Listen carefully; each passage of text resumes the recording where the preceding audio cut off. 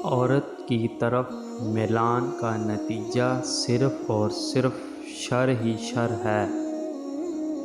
بیوہ کی دوسری شادی بے حیائی نہیں بلکہ بے حیائی کو روکتی ہے۔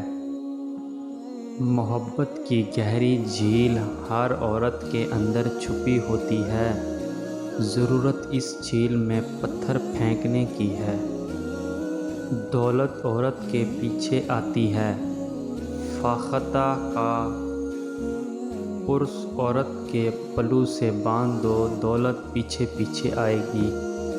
ایسی عورت سے شادی کرو جس عورت کے چہرے پر غصے کی حالت میں بل نہ آتے ہوں اور ہر حال میں صابر اور شاکر ہو، وہ آپ کو دولت سے مالا مال کر دے گی۔ لمبے بالوں والی عورت 4 چیزوں کی بھوکی ہوتی ہے: اول تعریف، دوم دنیا کی سیر، سوم عیش و عشرت، چہارم محبت۔ جب کوئی بندہ کسی عورت پر بری نیت سے نظر ڈالتا ہے، وہ اپنے دل میں اس سے زنا کر چکا۔ نہ تو اچھی زندگی سے محبت کرو اور نہ نفرت، لیکن تم جو زندگی بسر کر رہے ہو اسے اچھی طرح بسر کرو، خواہ وہ کتنی ہی طویل یا خلیل ہو۔ وہ لوگ بہتر ہیں جو دنیا کو آخرت کے لیے ترک کر دیتے ہیں، لیکن جو دنیا اور آخرت دونوں کو لیتے ہیں وہ بہت بہتر ہیں۔ دنیا تجھے کچھ بھی کہے، کچھ بھی دے، لیکن خبردار تو کبھی بھی دنیا کی طرف مائل مت ہو، دنیا ایک دھوکے کے سوا اور کچھ نہیں۔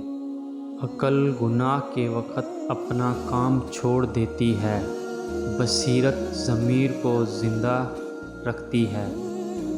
نگاہیں اس وقت پاک رہتی ہیں جب تک نگاہوں کو جھکا کر رکھا جائے۔ کمزور دماغ کا ایک ہاتھ جبکہ اعلیٰ دماغ کے 1000 ہاتھ ہوتے ہیں۔ دولت عورت کے پیچھے آتی ہے۔ دولت مند ہونا چاہتے ہو تو عورت کی قسمت کو اپنے اوپر اوڑھ لو، یعنی اس کی حیا اور اس کی پارسائی اوڑھ لو، تو عورت کا رخ آپ کی طرف ہوگا۔ زندگی کا ہر لمحہ نہایت قیمتی ہے، جیسا کہ اندازہ قیامت کے روز ہوگا۔ اصل ایمان یہ ہے کہ جب انسان کے دل میں بے حیائی کا خیال آئے تو وہ رب تعالیٰ سے حیا کرے اور اس سے شرمائے۔